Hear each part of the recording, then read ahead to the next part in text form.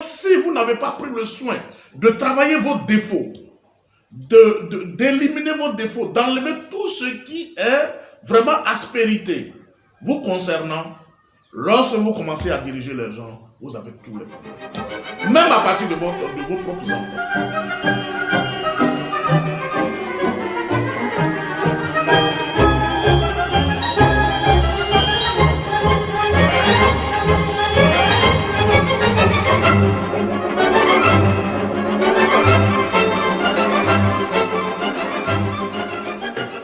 Tout à l'heure, nous parlions des défauts perçus chez les autres qui sont nous-mêmes nos propres défauts. N'oublions pas que la sagesse africaine est très importante.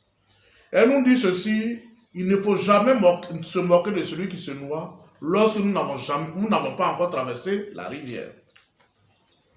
Il est toujours intéressant de critiquer les autres, de parler de leurs défauts, de parler de tout ce qu'ils font en mal. Oui, moi j'ai un ami qui, bon Dieu merci, a eu un gros morceau, quelque part un gros gâteau, et qui dit oui, l'autre avait la possibilité de faire ça, il n'a pas fait. Maintenant quand on lui dit de s'asseoir maintenant, après qu'il ait eu cette récompense importante politique, il commence aussi à faire des actions que les autres n'apprécient pas.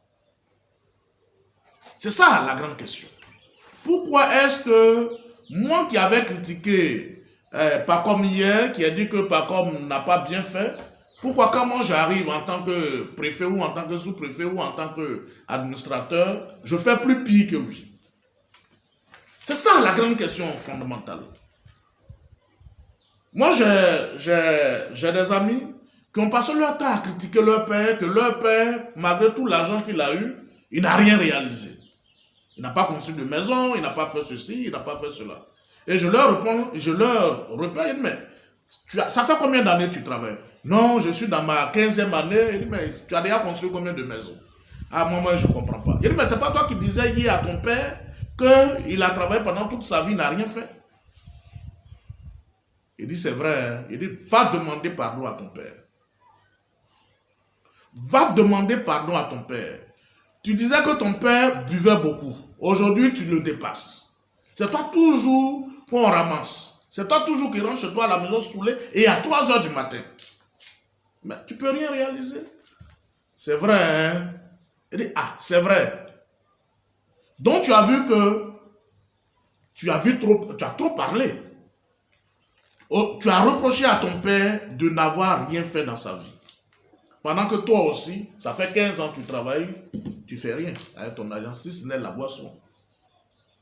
Et ce qui m'a même touché, c'est que tu n'as pas été capable de soigner un de tes enfants et il en est mort. Parce que l'enfant n'a pas eu le soin qu'il fallait, parce que tu n'avais pas d'argent. Comment arriver à expliquer que hier, on avait critiqué, aujourd'hui, on fait plus pire? Voilà la grande question. Donc, il ne suffit pas pour nous, en tant qu'ésotéristes, de faire des critiques ou de faire des jugements. On en parlera tout à l'heure. Parce que lorsque tu juges, lorsque tu fais des remarques sur le comportement néfaste de l'autre, c'est une bonne chose. Mais est-ce que tu penses que lorsque tu seras au bord de cette même rivière, tu vas savoir nager pour pouvoir la traverser? C'est ça la grande question. Est-ce que je suis en train de dire qu'il ne faut plus critiquer? C'est pas ce que je suis en train de dire. Et le texte que nous avons lu tout à l'heure est clair. Ôtons de notre poutre. Adoptons notre comportement aux lois universelles et les pailles de nos voisins disparaîtront sans que nous ayons à leur donner des leçons.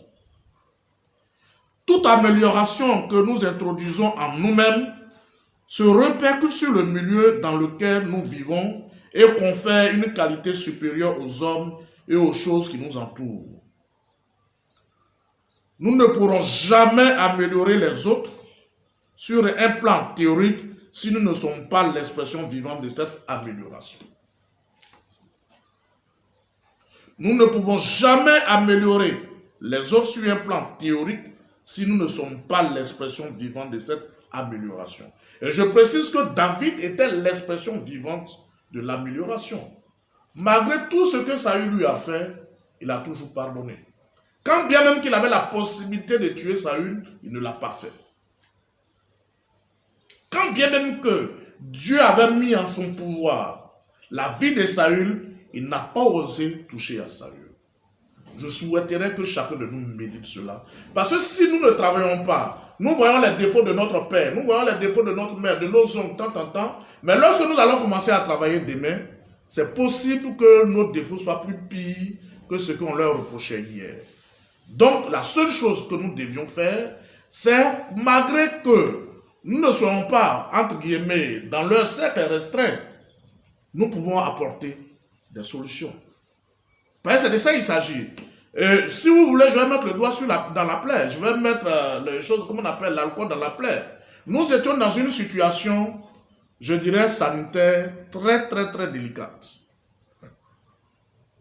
Il y avait des professeurs, il y avait des hommes éminents de la santé qui pouvaient apporter des solutions. Ils disent non, comme ceux qui sont au pouvoir ne nous ont pas appelés, donc nous aussi, on ne peut pas leur faire des propositions. Bon, vraiment ça m'a gêné pour être honnête. Notre pays est en guerre, comme Macron le disait, le président Macron le disait, donc chacun de nous devait apporter la solution adéquate.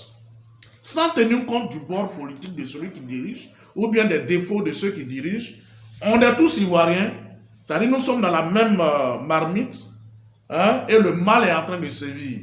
On a court. Maintenant, si on est allé faire nos propositions et que les gens ont refusé, on prend la presse à témoin. Pour dire, ah, nous étions allés donner nos propositions pour essayer d'aider notre pays à, comment on appelle, à ne pas subir la pandémie, mais ceux qui sont au pouvoir ont refusé. Ça aussi, il faut qu'on en parle. Nous avons le devoir de sauver notre pays. À tout point de vue, partout où nous nous trouvons, peu importe le rôle que nous jouons dans un État, chacun de nous a le devoir de voler au secours du gouvernement. Bon, maintenant, si eux disent, parce qu'on n'est pas de leur cercle restreint, ils ne peuvent pas écouter nos conseils, mais au moins on aura essayé.